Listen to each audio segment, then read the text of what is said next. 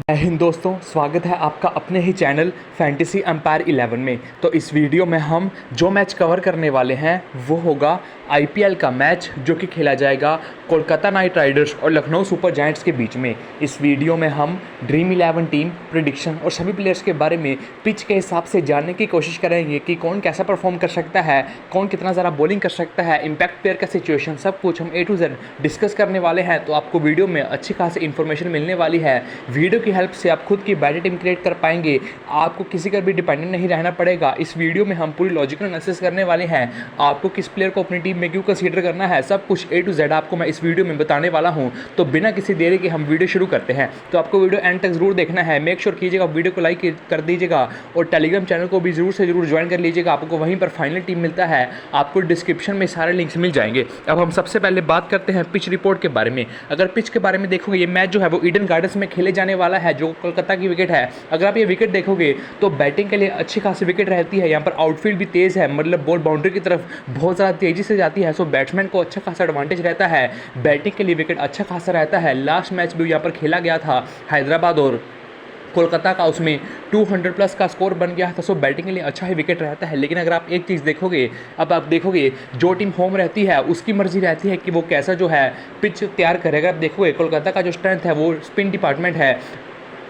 वरुण चक्रवर्ती है, सुनील नारायण है, सुयश शर्मा भी है। अब तो मोस्ट प्रॉब्ली अनुकल सुधांकर रोही ही आते हैं सुयश शर्मा की जगह। कभी कभी सुयश शर्मा आते हैं, उनका फॉर्म कुछ खास इंप्रेसिव नहीं चल रहा है, लेकिन फिर भी कोलकाता नाइट राइडर्स का जो स्ट्रेंथ है वो स्पिन है। वरुण चक्रवर्ती हैं, सुनील नारायण, दो सभी बहुत सारे बढ़िया स्पिनर्स हैं। सो के यार ईडन गार्डन्स में एक ऐसी विकेट तैयार करती है जो कि बैटिंग के लिए अच्छी खासी विकेट रहती तो है। यहाँ पर रन्स तो ज़रूर बनते हैं, लेकिन यहाँ पर स्पिनर्स को भी ज़रूर कुछ ना कुछ सपोर्ट मिलता ही है। ये ऐसी नहीं है कि बॉलर्स के लिए थोड़ी ज़्यादा नाइट में रहने वाली है। मैंने भले ही लिखा है बॉलर्स के लिए नाइट में है, लेकिन फिर भी स्पिनर्स को यहाँ पर थोड़ा डिसेंट हेल्प मिलता है। और ये जो मैच है वो दोपहर का मैच रहने वाला है। दोपहर में स्पिनर्स को और ज़्यादा हेल्प मिल सकता है। पिच में धूप भी अच्छी रहने वाली है। धूप अगर ज़्यादा रहेगी तो क्रैक्स जो है वो थोड़े ज़्यादा जल्दी खुल सकते हैं। अगर क्रैक्स जो हैं वो थोड़े ज़्यादा जल्दी खुलेंगे तो मोस्ट प्रोबेबली बहुत जल्दी टर्न करने लगेगी। तो दोपहर की गेम के हिसाब से यहाँ पर स्पिन को भी अच्छा खासा सपोर्ट मिल सकता है। बाकी हम आपको फाइनल पिच रिपोर्ट टेलीग्राम पर देने ही वाले हैं, उस हिसाब से आपको अपनी टीम क्रिएट करनी है। सो अभी के लिए पिच रिपोर्ट यही मानकर चलिएगा, बैटिंग के लिए अच्छी खासी विकेट है, लेकिन दोपहर का मैच है।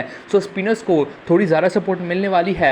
सो स्पिनर्स और बैट्स दोनों ही अच्छी खासे रहने वाले हैं। पेसर्स भी जो कटर वन फेंकते हैं, नवीन उल हक जैसे प्लेयर, यश ठाकुर जैसे प्लेयर, वो भी आपकी टीम के लिए अच्छे खासे ऑप्शन जो हैं वो रहने वाले हैं। अब सबसे ज़रूरी बात, आपको जो भी फाइनल टीम रहता है, फाइनल अपडेट मिलता है सारा टेलीग्राम चैनल पर ही मिलता है। टेलीग्राम पर दोनों ही टीम का playing 11, pitch report, ground dimension, सब कुछ A to Z आपको अच्छी तरह से बताता हूँ। सो आपको टेलीग्राम चैनल को जरूर ज्वाइन करना है और यूट्यूब को भी जरूर सब्सक्राइब करना है। अच्छी खासी वीडियो रहती है, क्रिकेट के रिलेटेड भी अच्छी खासी वीडियो रहती है। आईपीएल के हर मैच मोस्ट पब्लिक कवर करते ही हैं और फुटबॉल के भी बहुत सारे मैचेस कवर करते हैं।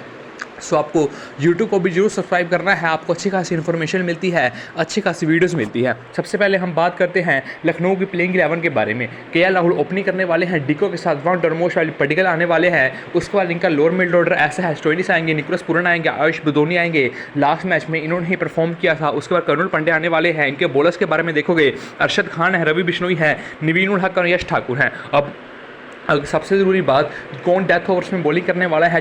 जो बॉलर्स हैं वो नवीन उल हक रहने वाले हैं, यश ठाकुर रहने वाले हैं। यही दो बॉलर्स हैं जो डेथ में बॉलिंग करते हैं। मैं आपको इस स्क्रीन में थोड़ा मतलब शॉर्ट में प्रीव्यू देने वाला हूं कि कौन कैसा प्लेयर है, कौन क्या कर सकता है, कौन कितना ज़रा बॉलिंग कर सकता है, कौन फॉर्म में है, कौन फॉर्म में नहीं है। तो ये स्लाइड में आपको सिर्फ शॉर्ट में प्रीव्यू देने वाला हूँ। जब हम अपनी ड्रीम 11 टीम को क्रिएट करेंगे तब आपको पूरी डिटेल में इन्फॉर्मेशन देने वाला हूँ। सो अभी के लिए डेथ ओवर्स आपको बता दिया है, नवीन उल हक करने वाले हैं और मोस्ट प्रोबेबली यश ठाकुर ही करने वाले हैं। अब बात करते हैं कौन कितना ज़रा ओवर बॉलिंग करने वाला है। अब नवीन उल हक का मोस्ट प्रोबेबली 4 ओवर हर मैच में कंफर्म ही रहता है, 2 ओवर बंदा डेथ में भी करता है। यश ठाकुर का भी 4 ओवर हर मैच में कंफर्म ही रहता है, या जितने मैच खेला है मोस्ट ऑफ द मैचेस में 4 ओवर किया ही है। लेकिन फिर भी अब 3 से 4 मान के चलिएगा, तो मोस्ट प्रोबेबली 4 ओवर तो करने ही वाला है। बिश्नोई भी 4 ओवर पक्का करने वाला है।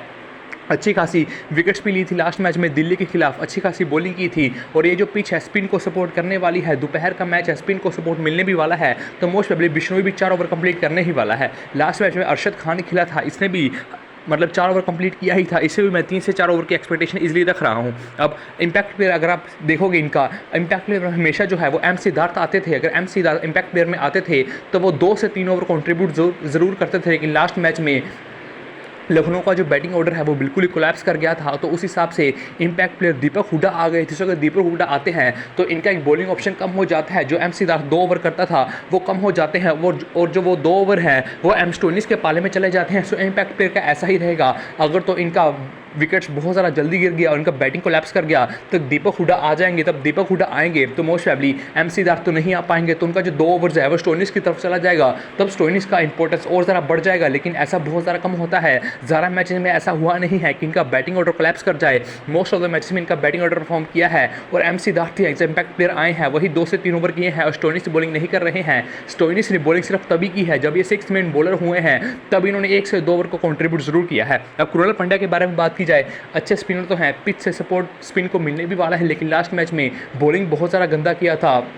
जे फ्रेजर मग ने इनको गंदी तरह से पिटाई की थी। 1 ओवर में 3 छक्के मार दिए थे। वहीं से गेम पलट गया था और दिल्ली ऐसा ही हो गया था कि दिल्ली ही जीतने वाला है। सो इन्होंने लास्ट मैच में पिटाई करवाई है। और सामने वाली टीम में आप देखोगे बहुत सारे लेफ्टीज हैं। ये जो है वो लेफ्ट आर्म ऑर्थोडॉक्स बॉलर है। लेफ्ट आर्म ऑर्थोडॉक्स बॉलर है जो वो राइटिस को बॉलिंग करते हैं, लेफ्टिस को बॉलिंग नहीं करते हैं। मतलब मैचअप्स ऐसा रहता है कि मोस्ट ऑफ द कैप्टन्स भी ऐसा ही सोचते हैं। जैसे लेफ्टी के सामने ऑफ स्पिनर लेते आते हैं, वैसे ही राइटी के सामने लेफ्ट आर्म ऑर्थोडॉक्स बॉलर लेके आते हैं। सो ये लेफ्ट आर्म ऑर्थोडॉक्स बॉलर है। सामने अच्छे खासे लेफ्टीज है, वेंकटेश अय्यर है, सुनील नारायण है, रिंकू सिंह है और इस मैच में नीतीश राणा भी जरूर खेल सकते हैं। तो अच्छे खासे लेफ्टीज है। तो मुझे डर है कि तो कितना ज़्यादा बॉलिंग मिलने वाला है। तो इनका आप ज़्यादा से ज़्यादा 2 से 3 ओवर एक्सपेक्ट करके चलेगा। अभी के लिए मैं 2 ओवर ही मान के चल रहा हूँ। अब जो इम्पैक्ट प्लेयर है एम सिद्धार्थ 2 ओवर वो करके जाते हैं तो इस हिसाब से इनका बॉलिंग लाइनअप बैठता है। सभी ऐसे ही बॉलिंग करने वाले हैं। लेकिन अगर इनका बैटिंग ऑर्डर कोलैप्स कर गया तब दीपक हुड्डा आएंगे। उस केस में स्टोइनिस का इंपॉर्टेंस और ज़रा बढ़ जाता है। उस केस में स्टोइनिस भी अच्छी खासी बॉलिंग करने वाले हैं। उस केस में स्टोइनिस भी 2 ओवर जरूर के करीब कर सकते हैं। लेकिन अभी के लिए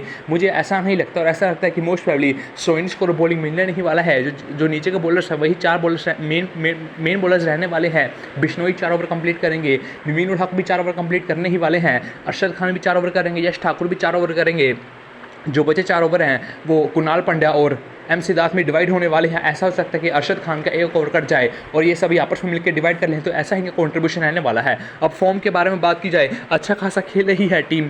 5 में से 3 मैचेस को जीती है, 2 हारी है। राहुल का फॉर्म डिसेंट है। डिगो ने सिर्फ 2 मैचेस में ही परफॉर्म किया है। पडिक्कल का तो बिल्कुल ही बुरा हाल है, बिल्कुल ही ग्रैंड मैक्सवेल जैसा हाल है। बंदे सिर्फ 1, 2, 3, 4 ऐसे स्कोर कर रहे हैं, 10 रन को भी क्रॉस नहीं कर पा रहे हैं। सो बिल्कुल ही मैक्सवेल जैसा हाल है। पडिक्कल का फॉर्म बहुत ज़्यादा गंदा है। अगर टीम चाहे तो पडिक्कल को सीधा डायरेक्ट बाहर करके दीपक हुड्डा को खिला सकती है। उनका डोमेस्टिक में परफॉर्मेंस बहुत ज़्यादा इंप्रेसिव था। उसके बाद स्टोइनिस ने सिर्फ 1 मैच में परफॉर्म किया है, बॉलिंग भी नहीं कर रहे हैं, सिलेक्शन परसेंटेज हाई है लेकिन रिस्क लेकर ड्रॉप कर सकते हो। पूरन हर मैच में अच्छा खासा परफॉर्म कर रहे हैं, कैचिंग पोजीशन में भी रहते हैं, अच्छे खासे डिसेंट ऑप्शन आने वाले हैं, पावर हिटिंग कर रहे हैं। बदोनी को जब मौका मिलता है अच्छा खासा कंट्रीब्यूशन करके दे रहे हैं। लास्ट मैच में इनको अच्छा खासा मौका मिला, अच्छे खासे शॉट्स खेले और अच्छी खासी पारी भी खेली। सो लखनऊ को एक अच्छे खासे स्कोर पे भी पहुंचाया, जिस हिसाब से लखनऊ का एक टाइम पर हो गया था कि विकेट्स बहुत ज़्यादा गिर गया था, रन कुछ भी नहीं था। उस हिसाब से बदोनी ने अच्छी खासी बैटिंग करी है। उसके बाद कुणाल पंड्या अगर ज़रूरत पड़ती है तो बैटिंग में कंट्रीब्यूशन करके दे देते हैं और बॉलिंग में 2 से 3 ओवर कर रहे हैं। उनके बाद इनके मेन बॉलर्स हैं, बिश्नोई अच्छी खासी बॉलिंग कर रहे हैं, नवीन उल हक भी अच्छी खासी बॉलिंग कर रहे हैं, यश ठाकुर ने भी लास्ट 2 मैचों में बहुत ज़्यादा इंप्रेस किया है। सो इनका यही लेखा जोखा है। अब बात की है केकेआर के बारे में तो फिल शॉट ओपनिंग करने वाले हैं सुनील नारायण के साथ। उसके बाद 1 डाउन रघुवंशी आने वाले हैं, 2 डाउन वेंकटेश अय्यर आने वाले हैं। उसके बाद सुरेश अय्यर है, रमनदीप सिंह है, रिंकू सिंह है, आंडर रसल हैं, मिचेल स्टार्क है, वरुण चक्रवर्ती है और वैभव अरोड़ा है। हर्षित राणा मोस्ट प्रोबेबली इंजर्ड है तो मोस्ट प्रोबेबली वैभव अरोड़ा ही खेलने वाले हैं। इनके इम्पैक्ट प्लेयर के बारे में बात की जाए तो अनुकुल सुधांकर इम्पैक्ट प्लेयर आने वाले हैं या सुरेश शर्मा आने वाले हैं। दोनों में से कोई भी आ सकता है। अगर दोनों में से कोई भी आएगा 1-2 ओवर के करीब ही बॉलिंग करने वाला है, ज़्यादा बॉलिंग वो करने नहीं वाला है। जो भी इम्पैक्ट प्लेयर आता है वो मोस्ट प्रोबेबली केकेआर की तरफ सिर्फ 2 ओवर ही बॉलिंग करता है, उससे ज़्यादा बॉलिंग उसको मिलता भी नहीं है। इस मैच में ऐसा हो सकता है कि वेंकटेश अय्यर 1 डाउन शिफ्ट हो जाएं और रघुवंशी ना खेले, उसके इसमें नीतीश राणा आ जाए और नीतीश राणा खेले, ऐसा भी जरूर पॉसिबल है। बाकी आपको फाइनल अपडेट जो फाइनल लाइनअप आने वाला है वो तो टेलीग्राम पर मिल ही जाएगा। आपको टेलीग्राम को जरूर से जरूर ज्वाइन करना है। इनके डेथ बॉलर्स के बारे में बात की जाए, सबसे पहले मिचेल स्टार्क तो डेथ में कंफर्म करने ही वाले हैं। दूसरे डेथ बॉलर के बारे में बात की जाए, 1 ओवर जो है वैभव अरोड़ा भी डेथ में करते हैं और 1 ओवर के करीब रसल भी डेथ में बॉलिंग कर सकते हैं। तो इनका डेथ का ऐसा ही रहता है, स्टार्क डेथ में बॉलिंग करते हैं मोस्ट प्रोबेबली 2 ओवर तो स्टार्क डेथ में करने ही वाले हैं। उसके बाद वैभव अरोड़ा 1 से 2 ओवर डेथ ओवर में करेंगे और आंड्रे रसल भी 1 से 2 ओवर डेथ ओवर में करने वाले हैं। सो इनका बॉलिंग कुछ ऐसा ही रहता है। अब कौन ज़्यादा बॉलिंग करता है उसके बारे में बात की जाए, देखो स्टार्क का सबसे पहले 4 ओवर कन्फर्म है, सुनील नारायण का भी 4 ओवर कन्फर्म है, वरुण चक्रवर्ती का भी 4 ओवर कन्फर्म है। सो इन 3 बॉलर्स का 4 ओवर पक्का ही कन्फर्म है, क्योंकि स्टार्क बहुत ज़्यादा महंगे प्राइस में लिए हैं तो बिल्कुल भी 4 ओवर तो करते ही हैं, मतलब बिल्कुल भी अफोर्ड नहीं कर सकते कम बॉलिंग करें। तो उस हिसाब से ये हर मैच में 4 ओवर कंप्लीट कर ही रहे हैं। पिच जो है वो स्पिनर्स को सपोर्ट करती है, दोपहर का मैच है तो मैं एक्सपेक्ट कर रहा हूँ कि सुनील नारायण और वरुण चक्रवर्ती भी अच्छे खासे ओवर्स करें, तो ये दोनों भी 4 ओवर करने ही वाले हैं। सो अब 12 ओवर हो चुके हैं, जो बचते 8 ओवर हैं वो जो रहने वाले हैं आंड्रे रसल और जो इम्पैक्ट प्लेयर आएगा मतलब सुरेश शर्मा या अनुकुल सुधाकर में से वो उनमें से एक प्लेयर और वैभव अरोड़ा के बीच में डिवाइड होने वाले हैं, जिसमें से वैभव अरोड़ा भी अच्छे खासे बॉलिंग करने वाले हैं। 3 से 4 ओवर भी ये भी कर सकते हैं। सो बचे जो 4 ओवर है तो 4 ओवर है वो मोस्ट प्रोबेबली आंड्रे रसल और उन इम्पैक्ट प्लेयर में डिवाइड होने वाले हैं। मोस्ट प्रोबेबली वो 2-2 ओवर ही मिलकर करने वाले हैं। सो यही इनका बॉलिंग लाइनअप है, ऐसे ही बॉलिंग करते हैं। तो आपको सभी बता दिया है। फॉर्म के बारे में बात की जाए, अब इनके ओपनर्स का फॉर्म अच्छा चल रहा है, सभी टीम का फॉर्म बहुत सारा अच्छा चल रहा है। मिचेल स्टार्क ने सिर्फ एक मैच में ही अच्छा परफॉर्म किया है, बाकी मैच में कुछ खास परफॉर्म नहीं किया है। सो मिचेल स्टार्क का जो परफॉर्मेंस है वो थोड़ा कंसर्निंग है। जिस हिसाब से उनको प्राइस दिया है उस हिसाब से परफॉर्म नहीं कर पा रहे हैं, लेकिन उम्मीद करते हैं कि फाइनली फॉर्म में आए। सो हमने सभी प्लेयर्स के बारे में डिस्कस कर लिया है, लाइनअप्स के बारे में बता दिया है, कौन कितना ज़रा बॉलिंग करेगा, कौन डेथ में बॉलिंग करने वाला है, इम्पैक्ट प्लेयर का क्या रोल है, सभी कुछ बता दिया है। सो आपको अच्छा खासा आइडिया लग गया है। अब हम अपनी ड्रीम 11 क्रिएट करते हैं। आपको लॉजिकल एनालिसिस देने वाला हूँ कि आपको कौन से प्लेयर को अपनी टीम में क्यों कंसीडर करना है, कौन से माइंडसेट को लेके आप अपनी टीम क्रिएट करोगे, आपको सब कुछ A to Z मैं बताने वाला हूँ। अब हम बात करते हैं अपनी ड्रीम 11 टीम के बारे में। सबसे पहले विकेट कीपर से शुरुआत करते हैं। केएल राहुल को तो ऑब्वियसली ड्रॉप करना नहीं है, विकेट कीपिंग कर रहे हैं, वहां से आपको अच्छे खासे पॉइंट देके जा सकते हैं। ये जो पिच है स्पिन को सपोर्ट देने वाली है, सामने बिश्नोई अच्छा खासा लेग स्पिनर है तो वो इजीली केएल राहुल को हेल्प कर सकता है कि वो स्टंपिंग से पॉइंट दे। तो केएल राहुल बैट्समैन तो सभी को पता है अच्छे हैं ही, स्पिन को पेस को सभी को बढ़िया खेलते हैं, ज़्यादा मारने को भी नहीं जाते हैं, धीरे खेलते हैं, टिक कर खेलते हैं, तो मस्ट है पिक रहने वाले हैं। ड्रॉप करने का सवाल कोई भी पैदा नहीं होता है। सामने स्टार्क है, लेकिन स्टार्क का फॉर्म कुछ खास इंप्रेसिव नहीं चल रहा है। भले ही जो इंडियन प्लेयर्स हैं वो लेफ्ट आर्म पेसर्स के सामने बहुत सारा स्ट्रगल करते हैं। वो जो लंबे लेफ्ट आर्म पेसर्स हो, स्टार्क लंबा है, वो लेफ्ट आर्म पेसर्स भी बहुत ही ज़्यादा बढ़िया है, स्विंग भी अच्छी खासी करवाता है, लेकिन इस पिच पे स्विंग ज़्यादा रहने नहीं वाली है। और उम्मीद करता हूँ कि राहुल धीरे खेले, टिक कर तो स्टार्क को तो निकाला ही देगा। और स्टार्क का जिस हिसाब से फॉर्म चल रहा है उस हिसाब से केएल राहुल को ड्रॉ करने का ज़रा मतलब बनता नहीं है। सो केएल राहुल मस्ट टैपिक रहने वाले हैं। इवन एक सीवीसी का भी बढ़िया ऑप्शन रहने वाला है। अब डीको के बारे में बात की जाए, इनको ड्रॉ करने का ज़रा सवाल मतलब है बनता नहीं है। अभी तक 5 मैचेस में भले ही 2 मैच में परफॉर्म किया है, लेकिन बहुत ज़रा अटैकिंग इंटेंट के साथ खेलता है। बंदा स्ट्राइकर के पॉइंट देगा, आपको बाउंड्री से पॉइंट देने वाला है, लेकिन ये विकेट कीपिंग नहीं कर रहे हैं। सो डीको अगर विकेट कीपिंग नहीं करेगा तो फील्डिंग से बिल्कुल भी पॉइंट नहीं देने वाला है। उस केस में आप इनको ज़रा सीवीसी ट्राई मत कीजिएगा, लेकिन फिर भी आपकी टीम के लिए मस्ट टैपिक रहने वाला है, कंसीडर करना है। ये लेफ्टी हैं, लेफ्टी जो हैं वो लेफ्ट आर्म पेसर्स को टैकल करते हैं। सो ये मिचेल स्टार्क को जरूर टैकल करने वाले हैं। ऐसा हो सकता है कि राहुल जो है वो मिचेल स्टार्क के सामने कम खेले, डीको ज़्यादा खेले, क्योंकि लेफ्ट आर्म पेसर जो हैं वो लेफ्ट आर्म जो लेफ्ट आर्म बैट्समैन है वो लेफ्ट आर्म पेसर को ज़्यादा अच्छे से टैकल करते हैं। लेकिन अगर आप मैचअप देखोगे तो डीकॉक ने कई बार मिचेल स्टार्क के सामने विकेट फेंकी भी है। सो ऐसा कि ना हो जाए कि राहुल को बचाते बचाते बंदा आप अपनी ही विकेट फेंक दे। लेकिन स्टार्क का फॉर्म कुछ खास इंप्रेसिव नहीं चल रहा है। ये अटैकिंग इंटेंट के साथ खेलते हैं, भले ही दोपहर का मैच है फिर भी आप इनको अपनी टीम में कंसीडर कर सकते हो, लेकिन बड़ा रिस्क लेना है तो ड्रॉप भी जरूर कर सकते हो। अब पूरन को तो ड्रॉप करना नहीं है, जिससे आपका फॉर्म चल रहा है, बहुत ज़्यादा बढ़िया हिटिंग कर रहे हैं। अब डेथ में मोस्ट प्रोबेबली आते हैं 13-14 ओवर के करीब ही आते हैं। अगर आप वहाँ पर देखोगे तो स्टार्क का फॉर्म कुछ खास अच्छा नहीं है। वो वैभव अरोड़ा बॉलिंग करने वाले हैं, आंड्रे रसल बॉलिंग करने वाले हैं, सभी ऐसे बॉलर हैं कभी भी कुटाई करवा सकते हैं। तो उस हिसाब से निकोलस पूरन आपकी टीम के लिए मस्ट टैपिक रहने वाले हैं। हिटिंग बहुत ज़्यादा बढ़िया कर रहे हैं और ये कैचिंग पोजीशन में भी रह रहे हैं, लॉन्ग ऑफ पे फील्डिंग करते हैं, हर मैच में अच्छे खासे कैचेस भी पकड़ रहे हैं। तो ड्रॉप करने का मतलब बनता नहीं है, मस्ट टैपिक रहने वाले हैं। अब फिल शॉट को भी मैं अपनी टीम से बिल्कुल भी ड्रॉप करने नहीं वाला हूँ। ओपनर है, केकेआर के लिए अच्छा खासा परफॉर्मेंस भी दे रहे हैं, अच्छी खासी अटैकिंग इंटेंट के साथ खेलते हैं, प्रॉपर क्रिकेटिंग शॉट्स खेलते हैं, अंदरूं हिटिंग नहीं करते हैं कि आया और बल्ला घुमा दे। सुनील नारायण जैसे प्रॉपर क्रिकेटिंग शॉट्स खेलते हैं, फील्ड शॉट, तो आपकी टीम के लिए मस्ट टैपिक रहने वाले हैं। सो विकेट कीपिंग सेक्शन से मैं चारों ही प्लेयर्स को अपनी टीम में कंसीडर करने वाला हूँ। बाकी नहीं, गुरबाज को मौका मिल नहीं रहा है, कॉर्नर श्रीकर बर्र पे खेलने नहीं वाले हैं, सो ज़्यादा कुछ बात करने का मतलब बनता नहीं है। सो अभी के लिए चारों कीपर्स को मैंने अपनी टीम में कंसीडर किया है। अब बैट्समैन के बारे में बात की जाए, Iyer most probably 3 down batting करने वाले हैं, क्योंकि रघुवंशी 1 डाउन करते हैं, उसके बाद वेंकटेश 2 डाउन बैटिंग करते हैं, अय्यर 3 डाउन आने वाले हैं। लेकिन अय्यर 3 डाउन आके भी अच्छा खासा परफॉर्मेंस दे रहे हैं, 30 और 40 के बीच में रेगुलर स्कोरिंग कर रहे हैं। सो आपको डिसेंट 50 से 60 पॉइंट ड्रीम 11 में देने ही वाले हैं, तो उस हिसाब से आपकी टीम के लिए डिसेंट ऑप्शन आने वाले हैं, आप जरूर कंसीडर कर सकते हो। अब रिंकू सिंह का बैटिंग ऑर्डर बहुत ज़्यादा नीचे है, क्या पता कितना ज़्यादा बैटिंग आए, क्या पता कितना ज़्यादा बैटिंग ना आए, तो इसलिए ड्रॉप कर सकते हो। बैटिंग ऑर्डर बहुत ज़्यादा नीचे है और क्या पता जिससे आपका बैटिंग ऑर्डर है उस हिसाब से परफॉर्म करके भी देंगे या नहीं, क्योंकि डेथ में हिटिंग ही करने जाएंगे, क्योंकि क्या पता कब जल्दी भी आउट हो जाए, तो उस हिसाब से अपनी टीम में ड्रॉप कर सकते हो। सिर्फ ग्रैंडिंग में ही ट्राई कीजिएगा, स्मॉलिंग में ज़्यादा रिस्क लेने का मतलब बनता नहीं है। रघुवंशी के बारे में बात की, जब 1 डाउन बैटिंग कर रहे हैं लेकिन धीरे खेलते हैं, टिक कर खेलते हैं, ज़रा अटैक करने को नहीं जाते हैं, तो प्रेशर भी थोड़ा टीम पर रहता है, तो उस हिसाब से अटैकिंग के चक्कर खेलने के चक्कर में अपनी विकेट भी फेंक देते हैं, तो आपकी टीम के लिए डिसेंट ऑप्शन रहने वाले हैं, ना ज़्यादा अच्छे ना ज़्यादा खराब। अभी के लिए मैं इनको भी अपनी टीम में ज़्यादा कंसीडर करने नहीं वाला हूँ। वेंकटेश अय्यर ने कुछ खास परफॉर्मेंस करके दिया नहीं है, सिर्फ एक मैच में ही परफॉर्म किया था, उसके अलावा सभी मैच में फ्लॉप रहे हैं। बदौनी का बैटिंग ऑर्डर बहुत ज़्यादा नीचे है, लास्ट मैचेस के जैसा नहीं होने वाला है हर मैच में कि लखनऊ का बैटिंग ऑर्डर कोलैप्स कर जाए, उनकी अच्छी खासी बैटिंग आ जाए, इनका भी बैटिंग ऑर्डर बहुत ज़्यादा नीचे है, ड्रॉप कर सकते हो। पर्टिकल फॉर्म बहुत ज़्यादा गंदा चल रहा है, बिल्कुल भी रन नहीं बना पा रहे हैं, इवन 10 को भी क्रॉस नहीं कर पा रहे हैं, 0 1 2 3 ऐसा ही परफॉर्मेंस करके दे रहे हैं, कोई भी इनको अपनी टीम में कंसीडर करने नहीं वाला है, तो आपको भी रिस्क लेने का कुछ खास मतलब बनता नहीं है कि आप इन पर रिस्क लो। मुझे बिल्कुल भी समझ नहीं आ रहा है कि कैसा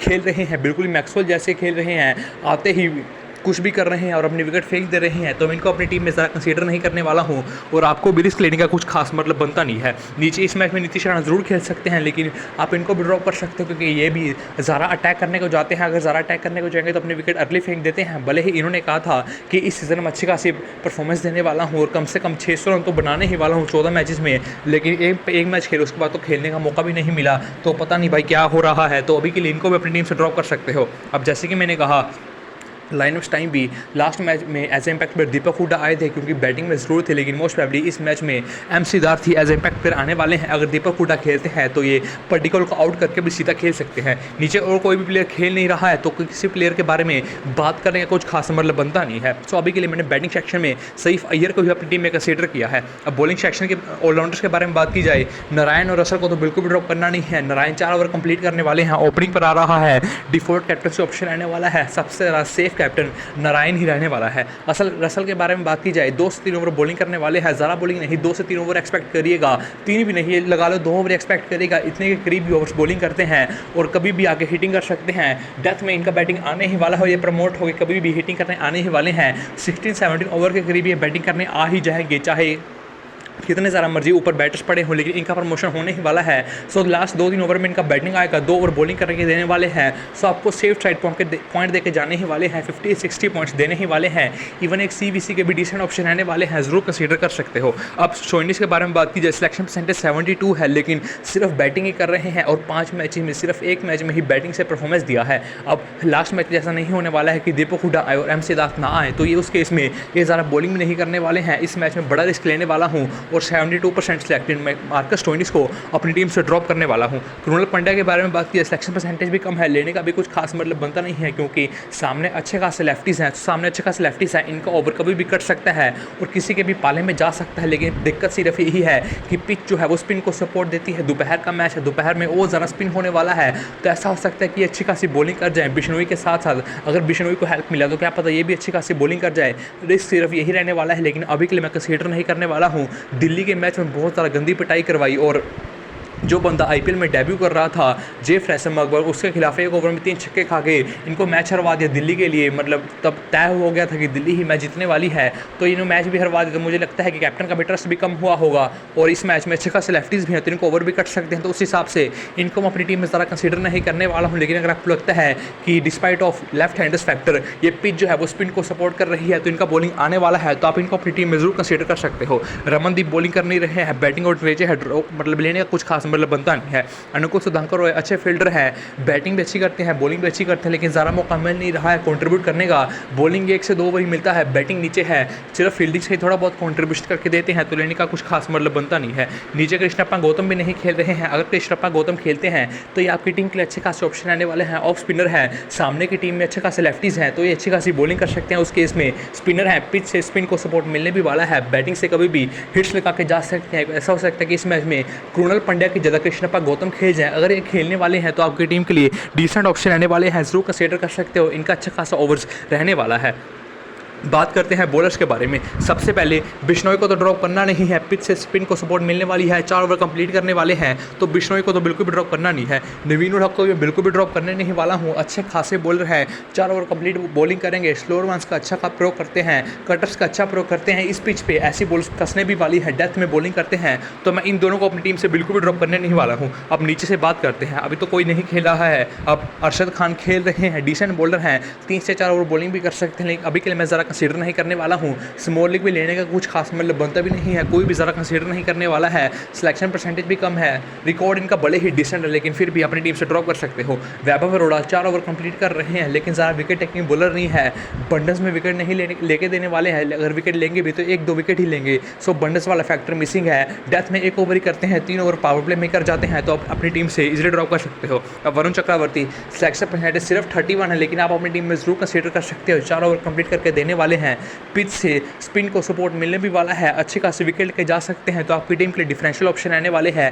वरुण चक्रवर्ती को आप अपनी टीम में ज़रूर से ज़रूर कंसीडर कर सकते हो। अब हमारे पास सिर्फ एक ऑप्शन ही बचता है, या तो आप यश ठाकुर को अपनी टीम में कंसीडर कर सकते हो, स्टार्क को अपनी टीम में कंसीडर कर सकते हो। अब यश ठाकुर डेथ में बॉलिंग कर रहे हैं, डेथ में बॉलिंग करने के कारण हर मैच में अच्छे खासे विकेट लेके जा रहे हैं, और ये स्लोअर वंस का कटर्स का अच्छा प्रयोग करते हैं, पिच पर इनकी बॉल्स फंसने वाली हैं, तो ये भी विकेट लेके जा सकते हैं। लेकिन अगर सामने की टीम में मतलब देखोगे डेथ में कौन खेलने वाला आता है, रिंकू सिंह खेलने आते हैं, आंड्रे रसल खेलने आता है, बंदा बहुत ज़्यादा लीथल अटैकर्स हैं, और किसी भी दिन किसी भी बॉलर को बहुत ज़्यादा गंदी कुटाई कर सकते हैं, तो उस हिसाब से मैं अपनी टीम में यश ठाकुर को कंसीडर नहीं कर रहा हूं। भले ही डेथ में बॉलिंग करने आएंगे, अगर लखनऊ पहली इनिंग में बॉलिंग करती है तब तो इनको ड्रॉप करना नहीं है, तब इनको अपनी टीम में कंसीडर कर लूँगा। लेकिन अगर लखनऊ सेकंड इनिंग में बॉलिंग करती है तब इनको अपनी टीम से ड्रॉप कर दूंगा, क्योंकि तब अगर इनका डेथ में बॉलिंग आएगा भी तो सामने रसल हो गए, रिंकू सिंह हो गए, वो उनको गंदी कुटाई करवा सकते हैं, तो उस केस में मैं इनको कंसीडर करने नहीं वाला हूँ। स्टार्क परफॉर्मेंस गंदा रहा है, लेकिन फिर भी प्राइस बहुत ज़्यादा मिला है, अपने आप को प्रूव करना चाहेंगे, तो उस हिसाब से मैं स्टार को भी अपनी टीम से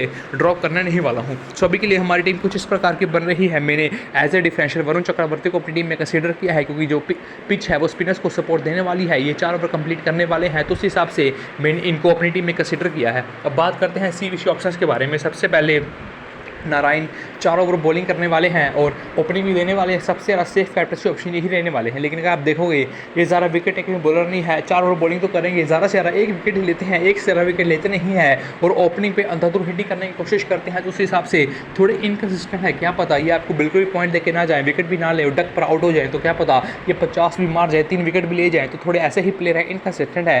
पॉइंट देने को आएंगे तो बहुत ज़्यादा पॉइंट दे जाएंगे, अगर पॉइंट देने को नहीं आएंगे तो कोई भी डिपार्टमेंट से आपको कॉन्ट्रीब्यूट करके देने नहीं वाले हैं। लेकिन अभी के लिए स्मॉल लीग में सेफ यही रहने वाले हैं, तो मैं इनको ही अपनी टीम का कैप्टन करने वाला हूं, क्योंकि ओपनिंग भी करने वाले हैं, 4 ओवर बॉलिंग करने वाले हैं।